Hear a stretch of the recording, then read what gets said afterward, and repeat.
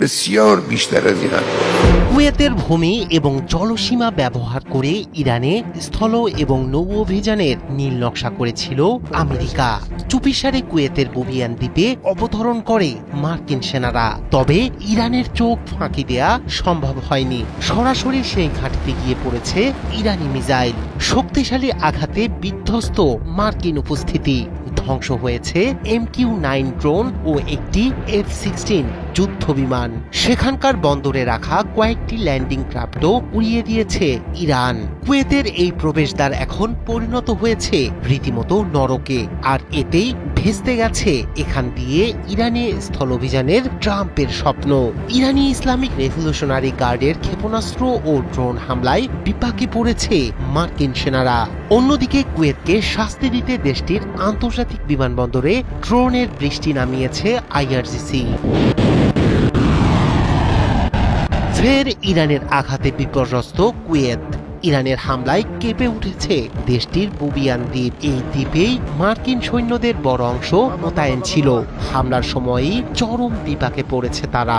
ইরানি Islamic revolutionary guard কর্পসের নৌ শাখা ছুড়েছে ক্ষেপণাস্ত্র এবং ড্রোন। ইরানি সংবাদ মাধ্যম জানিয়েছে হামলার লক্ষ্য ছিল মধ্যপ্রাচ্যে স্থল অভিযান চালাতে আসা মার্কিন সেনারা। বুবিয়ান দ্বীপের লক্ষ্যবস্তু মার্কিন ঘাঁটিতে হামলা চালানো হয় বিশাল পরিসরে। এ সময় ইরানি ক্ষেপণাস্ত্রের আঘাতে ধ্বংস হয় একটি MQ-9 মডেলের ড্রোন এবং একটি F-16 জঙ্গি বিমান। এতে হতাহত হয়েছে বহু মার্কিন সৈন্য। তবে সে তথ্য প্রকাশ করছে না ওয়াশিংটন। বিশ্লেষকরা বলছেন এই হামলা মার্কিন বাহিনীর জন্য একেবারে চরম বিপর্যয়। তারা হামলা চালাতে আসলেও হামলার সময়ই চরম বিপাকে পড়েছে। IRGC বলছে মার্কিন সেনাদের অবস্থান যে কোনো জায়গায় থাকুক তারা লক্ষ্যবস্তু হবে। নতুন করে মার্কিন সেনা মোতায়েন পরিস্থিতিকে জটিল করেছে। ৩৫০০ নাবিক ও মেরিন নিয়ে USS ট্রিপলি জাহাজ মধ্যপ্রাচ্যে পৌঁছেছে। কিন্তু বুবিয়ান দ্বীপের হামলা দেখিয়েছে ইরান যে কোনো মুহূর্তে মার্কিন সেনাদের উপর আঘাত চালাতে সক্ষম। বুবিয়ান দ্বীপে ইরানের তাণ্ডব মার্কিন বাহিনীর জন্য এক চরম বিপর্যয়।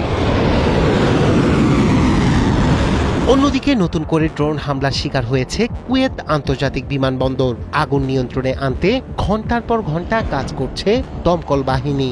বিস্ফোরণে রাডার ব্যবস্থায় বড় ধরনের ক্ষতি হয়েছে, তবে প্রাণহানির খবর জানা যায়নি। গত ২৪ ঘন্টায় কুয়েত আকাশ প্রতিরক্ষা অন্তত 15টি ড্রোন শনাক্ত করেছে। এর মধ্যে কয়েকটি সরাসরি বিমানবন্দরকে লক্ষ্য করে হামলা চালায়। হামলার সতর্কতায় সাইরেন বাজানো হয়। রায়হান কবির শুভ্র, ৭১।